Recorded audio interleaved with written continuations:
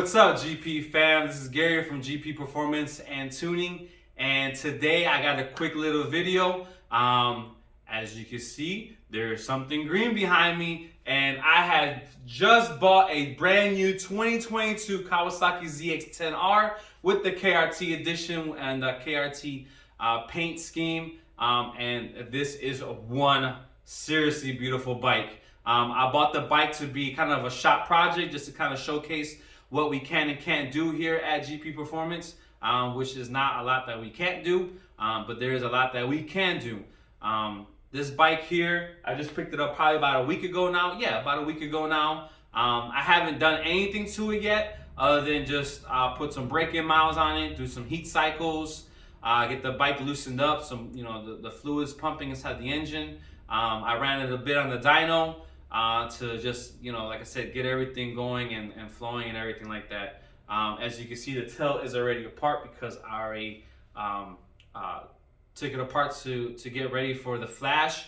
Once my tuning software company releases the 2022 ZX-10R flash for this bike, okay? So far, they haven't released it. I've been waiting. I've emailed them to see when they plan to release that flash, or the software, I'm sorry, not the flash, the software to flash and tune these bikes. And unfortunately, they told me that they have no idea when it's going to be getting released. And that was pretty much it. So hopefully they could get this the software out within the next few, hopefully, weeks.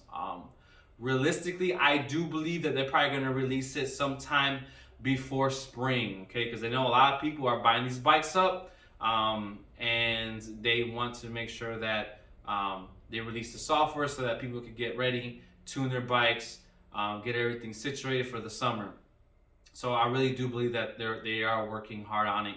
All right, so hurry up, Woolwich, let's go. But here, like I said, is my 2022 Kawasaki ZX-10R. Why did I go for Kawasaki? Well, there was quite a few different bikes that I was looking at. I was looking at a Hayabusa. I was looking at a Suzuki Gixxer 1000. I was looking at the BMWs, which, I kind of really like. I really like the BMWs. I really love the way the BMWs look. BMWs are the best bang for your buck until now, in my personal opinion. I'll get to that here in a minute. But BMWs are just a good bike all around. But the problem that I have with BMW is that everybody has one already. For every one bike, for example, for every one Kawasaki that's out there, there's probably like 3 or 4 BMWs. So it just didn't really command my attention. The Gixxer 1000, I was looking at a Gixxer 1000R. It was a 2018 model, and it was actually the same price as this one, which is brand new. And the other one was actually, the Gixxer was actually used. So I just really I couldn't justify spending that kind of money on a used bike when I could go and pick up something brand new. And get everything that I really want with it, or for the most part, almost everything that I really want for it or with it. So I ended up pulling the trigger. Oh, and then the Busa, the Hayabusa is just, the Hayabusa is gonna be the 2021, 2022 Hayabusas is gonna be a very powerful bike. I think that bike is just gonna set records, in my opinion.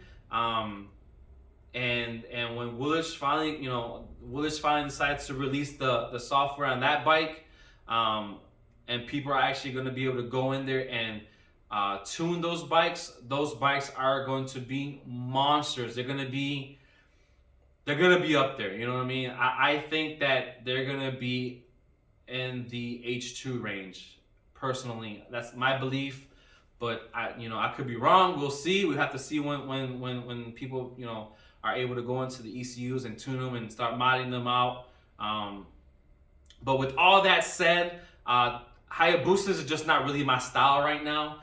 it's a bigger bike, and I do like to lean and go around corners at a pretty fast rate.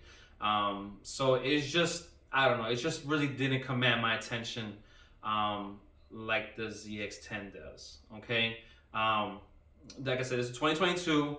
I think the MSRP for this bike was this is the non-ABS version of it. I didn't really want the ABS, so I was happy that it was a non-ABS. And if I'm not mistaken, this bike was like the only ZX10R in Northeast Ohio.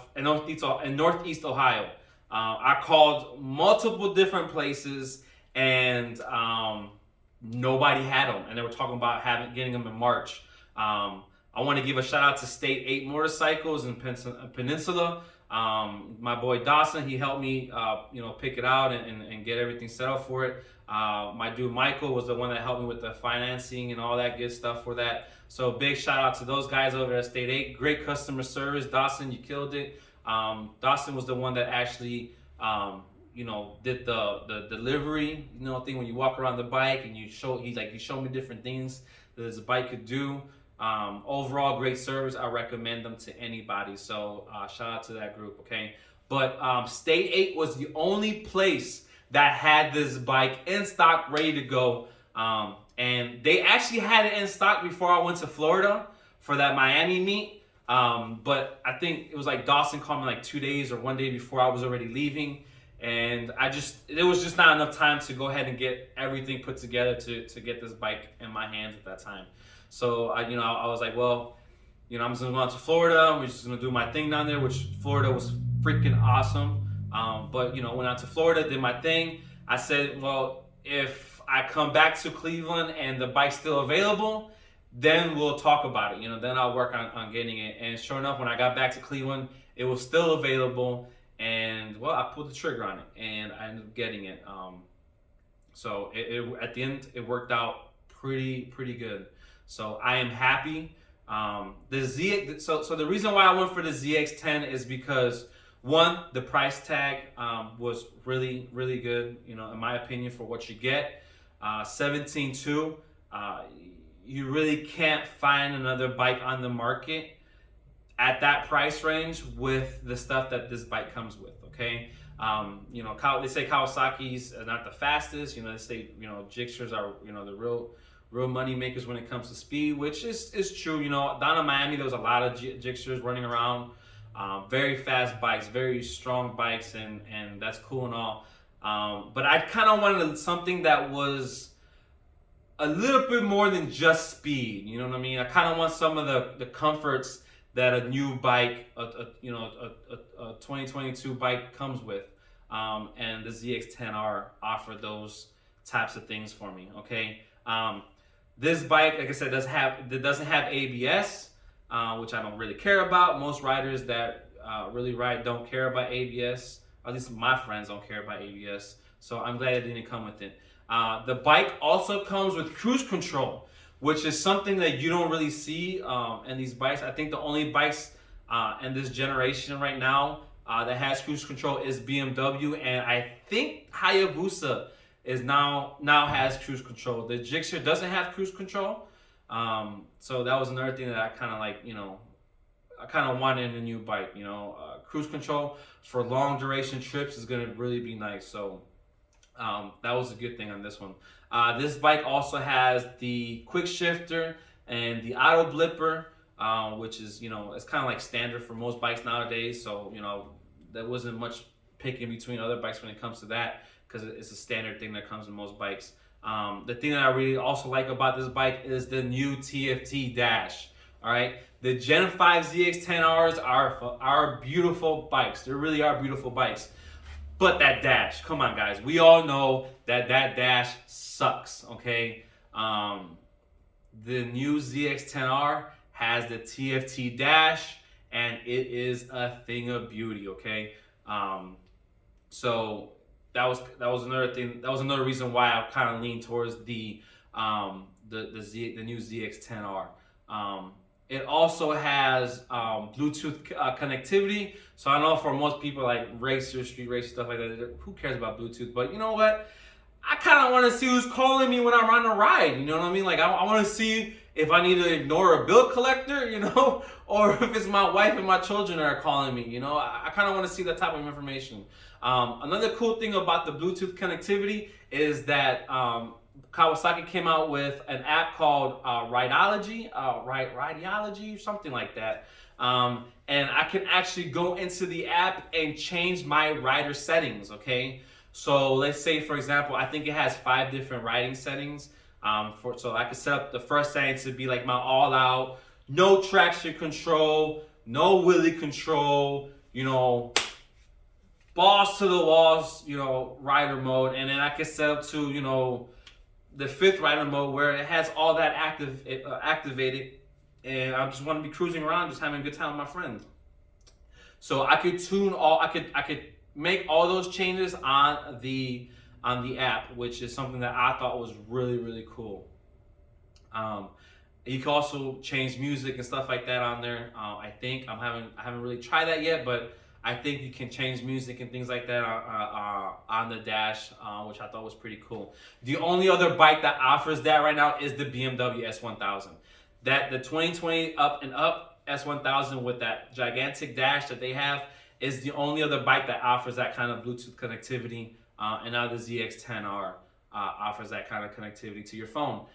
So for some of us, that was something that, you know, we kind of value and we kind of appreciate it. And in my case, that was something that I kind of liked about it. What else? It has traction control, it has wheelie control, it has engine brake control, and it has some other couple things. So, you know, it was just the best bang for your buck. I personally believe, and this is my opinion, okay? You don't have to like it, you know, but that's fine. This is my opinion.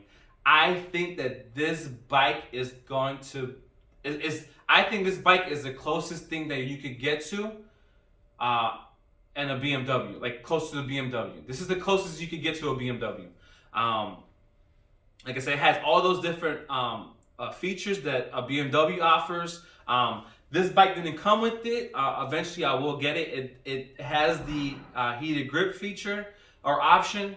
I didn't get it. That was an extra option I had to get a dealer. Eventually, I will put the heated grips on here because I do like to ride, you know, my bike to work, and you know, early morning or you know, late fall or something like that, or early fall, I should say. I like to ride in different times of year, so the heated grips I know will be something that I could appreciate as a rider. Another thing that I really like about this bike is that it came with Brembo front brakes. Okay, it came with Brembo brakes for the calipers, and also the master slave cylinder is a Brembo.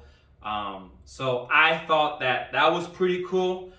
Usually that's like a real like big premium that you have to pay to kind of get Brembos on your bikes, but that was actually standard in this bike. Okay, now the back caliper is a Nissan, or however you say that, which is it's cool. You know, I mean, who really uses back brakes anyways?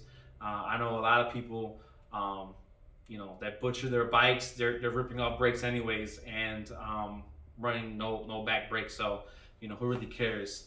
But it's just a regular brake caliper back there, nothing crazy. But like I said, the front ones are Brembos, which I thought was pretty cool. Okay, and it came with other couple different things. It does come with Shawa, I think that's how you say it right there.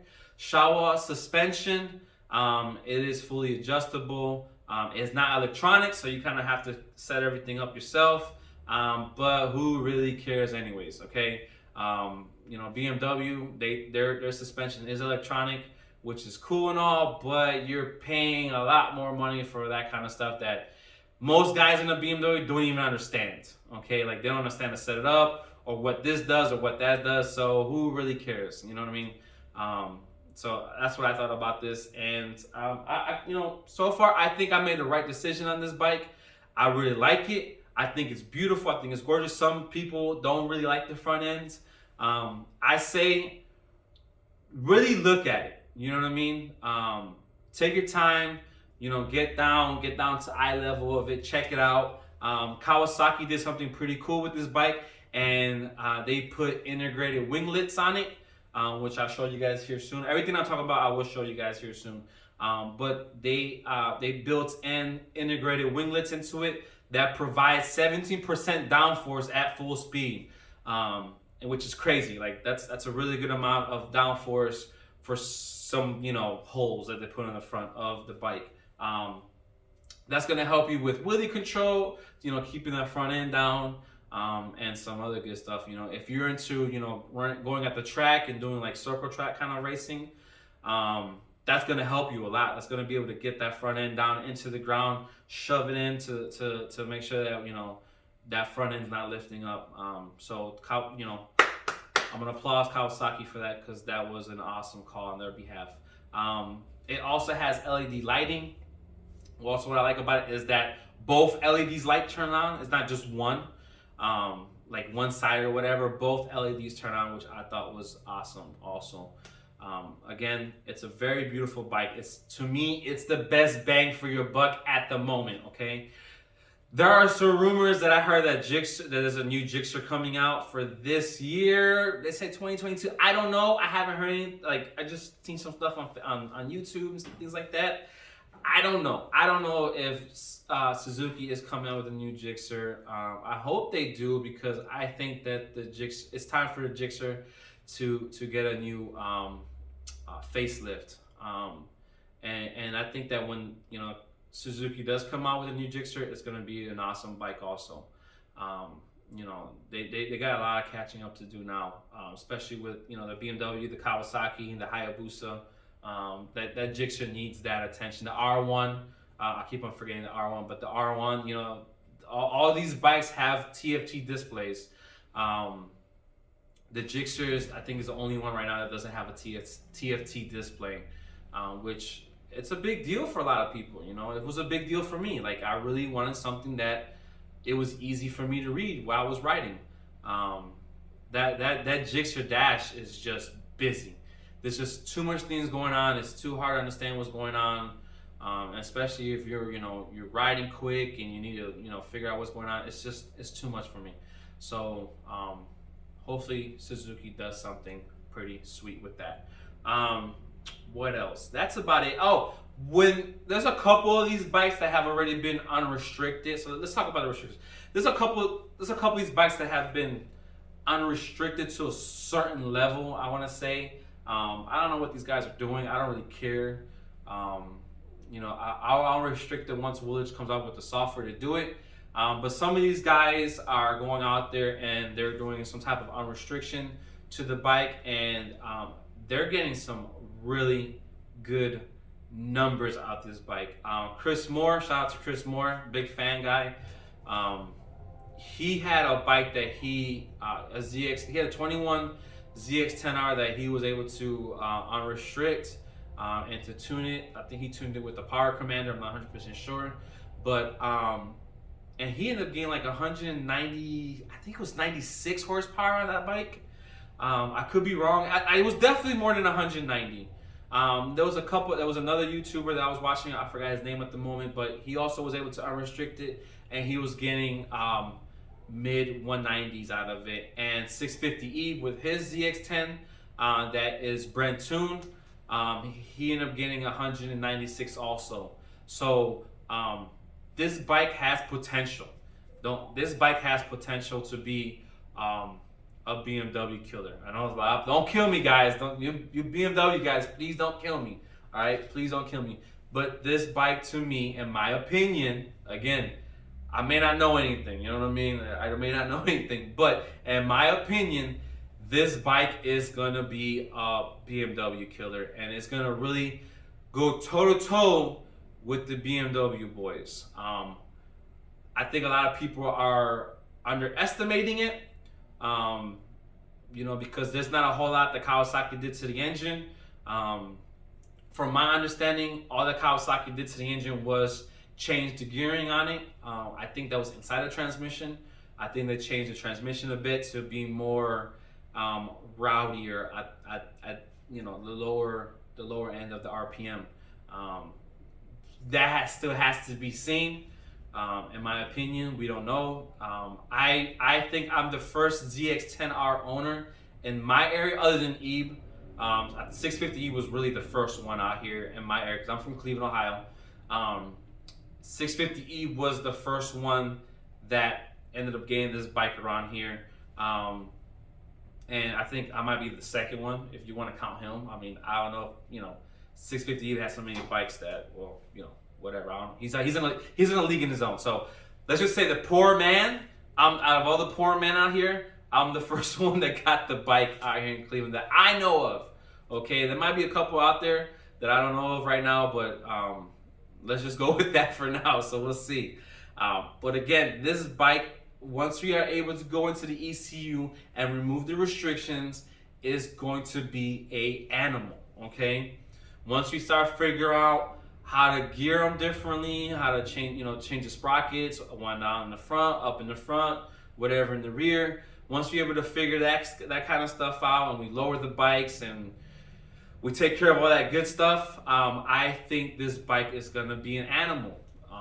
I know Brock's is just released some exhaust systems for it, and I'm gonna talk about what I'm gonna do with this bike here in a minute.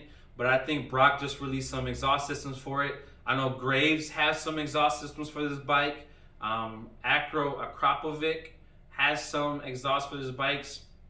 So, again, this bike's only been out for 2 years. It only came out in 21 and 22. So I think that these manufacturers are still learning a lot about this bike and what it can and can't do. Now, yes, some of the stuff that applied from some of the information from the Gen 5 can apply to this bike. But we'll just have to see how, okay? Now, what do I plan to do to this bike? Well, not much. I don't know yet. I really don't know. Obviously, the exhaust, you can't see it now because it's on the other side, but the exhaust is ridiculous. I mean, you could probably see the cat from here. It's huge. I think it's something like 20-some pounds. For the cat and the can and the back. So obviously that needs to be ripped out. That's the first thing that needs to be ripped out, and it needs to be replaced. I am looking at a different couple exhaust systems. I'm looking at a Brock's Pentacarbon. They have only the stainless steel that I've seen. I haven't seen them have a titanium. I have to call Brock's and talk to them over there and see what they do offer for this bike right now. But as of right now, I've only seen them carry the stainless steel full exhaust system with the Pentacarbon exhaust. So I will be reaching out to them soon and talking to them about that. All right. I was also looking at SC. I think it's an SC1 can. I'm not sure yet. I kind of want something that's going to give that's a little bit of a longer muffler because I want to keep some of that back pressure and make as much power as possible. All right, shorter cans tend to lose a couple horsepower. Longer cans tend to retain some of that horsepower. So I think that I'm gonna go for a longer can at the end. This bike, I'm kind of in the middle of making this bike a max effort bike. What I mean by max effort is like it's purposely built to go out there and mess people up. Okay. What I mean by that is like lowering it, stretching it, deleting some of the rotors, putting a strap on, exhaust system, wrapping the intake box, removing some of these, top fairings up here, trying to remove the seat. I know, like down in Florida, that was actually a very big thing. A lot of these guys over there didn't even have the seats. They were like sitting on the battery. I know that Certified Rider, shout out Certified Rider. I didn't get to meet you down in Florida, but I did see you race. Awesome. I really appreciate that. But I know Certified Rider, he has a sheet of metal on top of in place of his seat, so that he can sit lower on the bike and he's able to tuck better. So I don't know if I really want to go that far with this bike, because I do kind of want to enjoy it, on a Friday, Saturday night with my friends. I guess I could probably have it as an option in case somebody really pisses me off and I need to go out there and like 650 Eve says, lay some smack downs. But I don't know. We just, I don't know if I want to do that and take that bike to that extent. I do know that I want to lower it. That's going to happen. It's going to get lowered. It's still going to stay stock wheelbase for now. I think, at least for this summer, it's going to stay stock wheelbase, but it is going to get lowered an inch or so around. So we'll just have to see on how that works out. So again, I'm going to run I'm really leaning towards the Brock's Pentacarbon exhaust system for it, and we'll see how that goes. Definitely going to get a Sprint air filter for it so that she can breathe better. Once Woolwich comes out with their software, I'm going to go ahead and de-restrict this bike as much as possible. Because I know for a fact that there is a lot of restrictions on this bike. You can see it on a pull. You can see the bike is pulling, and then it just it relaxes. You know what I mean? And the reason why it's relaxing is because those throttle plates are closing up. The restrictions are kicking in, and the exhaust valve is closing. So it's you can see the bike just kind of like releasing and just relaxing out. So for sure, there's a lot of restrictions on this bike. I also want to put, again, strap it in the front.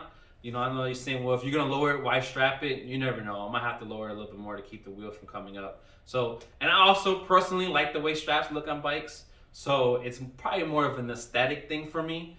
So I would like to do that. I'm also going to go ahead, let's see what we have. I'm sitting in front of the bike. I'm also going to want to go ahead and get some carbon pieces for it to make it look really nice. I don't know if I want to run carbon wheels or if I want to run forged wheels. We'll just have to see what I come up with at the end. I know ThyssenKrupp carries some wheels for this right now. I have to see how much they go for.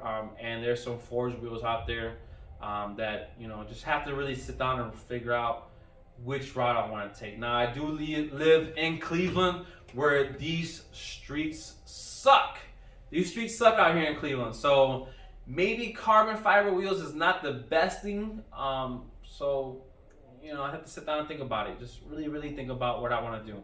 But for sure, the wheels are going to get changed. That's the only, if I had to complain about something on this bike, that's the only thing that pisses me off about what Kawasaki did with this bike. They released it with the same wheels from the 26 or from the Gen 5 model.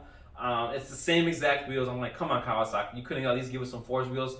But then again, they had to keep costs down, So I understand why they didn't offer it or have it. I know that the RR model has forged wheels. So if somebody out there has RR wheels that are on sale, just let me know. Hey, holler at your boy. But I know for a fact that these wheels are going to get swapped out for something different. All right. What else about the bike? That's pretty much about it for now. Do plan to see this bike out here in the Cleveland streets wrecking people. I'm a little bit of a heavier guy, so I'm probably gonna get me some type of jockey to ride to pilot it for me. We'll see. But ultimately, I'll probably be the one riding this bike the most. And I wanted to move quick. I wanted to go out there and represent my shop, GP Performance and Tuning. So that's what it's gonna be built for, and it's gonna be fast. I promise you, it's gonna turn eyes once it comes out this summer here in Cleveland. And then eventually, hopefully, I can make a name and move out of Cleveland, and race some people outside of here and have fun. Ultimately, that's what riding bikes is about. It's about having fun. It's about going out there and giving it your best, and you might get your butt whooped. If you get your butt whooped, that's fine. Look, if there's one thing I've learned in life is that there's always going to be somebody faster. No matter what you do to your bike, there's always going to be somebody faster. And that's the reason why we race, is because we want to know who's faster. So, it's just one of those things that I'm going to build a bike, and I'm going to build it to my liking, and that's, it's hopefully it'll perform really nice. And that's all I really care about. So I hope you guys do appreciate that. Another thing that it came with a titanium exhaust header, which is pretty sweet. A lot of these bikes don't come with titanium exhaust headers. this bike actually did. So I thought that was pretty cool. Not like it matters, because I'm probably gonna rip it off and put a full stainless, put a full exhaust in it. So I thought it was pretty cool though. That's about it. I will show you eventually, not this video, but another video, once I get the bike more set up and more broken in, I will show you guys a dyno pull on it. Right now I've just been going through some heat cycles and just lightly running it on the dyno, you know, about 40 miles an hour, you know, for about, you know, 10-15 minutes, just to kind of just get everything loosened up and stuff like that. You know, I'm not doing no wide open pulls yet, so I just want to break in that engine a little bit more before I decide to show you guys dyno pulls on this. And it will be a stock number. It will not be a you know, high horsepower number, so don't expect that in the next video. But eventually there will be a video where it will have some horsepower to it. All right, so that's it, guys. I appreciate you guys watching. I know it was a long video, but there was a lot that I wanted to cover when it came to this bike. There's a lot that's going on. I'm here at my shop. If you have any questions, if you have anything that you want to talk to me about with your ride, with your bike, tuning wise, parts wise, or whatever, please please feel free to reach out to me. Don't hesitate. You know, I got my number on Facebook. Go to GP Performance and Tuning. All right, don't look up GP Performance because you won't find me. It has to be GP Performance and Tuning out here in Cleveland, Ohio. I'm working on the Instagram, so hopefully that comes up here soon. This is a YouTube video, so I'm trying to get some content on YouTube for you guys to enjoy. So little by little, I am growing, and I'm enjoying what I'm doing, and that's where I want to keep it at. Okay, I don't want this to become something that I kind of like dread doing. I love riding bikes. I love bikes. I love working on them. I love spending the time with people that you know are riding. I got to meet a lot of cool people riding. A lot of amazing people down in Florida. Just so many people. Fast Lane D, shout out to you, man. I know you probably don't recognize me, but remember me, but we did talk for a couple minutes, so shout out to you. Dude Mungus, awesome bike. The $12.99 or $11.99 is a gorgeous bike. That's a nice bike, guys. That's a nice bike. You have to see it in person. Easy Rider, again, I rode with Easy quite a few times. Holler at you, bro. I appreciate everything you did down in Florida for us, or for me. And you know, that's the kind of stuff that I really appreciate when it comes to bikes, is just going out there and meeting people. Of course, 650 Eve, he's here from Cleveland. You know, who doesn't know 650? Great guy. So, you know, it really is just something that I have to go out there and just meet different people and have a good time. So, again, appreciate. I got to cut this video before you guys get bored and click on something else, all right? Holla at your boys. Check us out soon. Part 2 will be the dyno pulls on this bike, all right? So, holla at you, GP fam. Also, y'all, I forgot to say in this video, I'm here at home already, but I forgot to say, please like and share this video, okay? It's just gonna help grow my channel, and it would really mean a lot for me, as you know, I'm just trying to get this up and going. So please like and hit that share button. Also, if you have any ideas of what I should be doing with the ZX10, please comment down below. I want to hear it. You know, this is a new bike for me.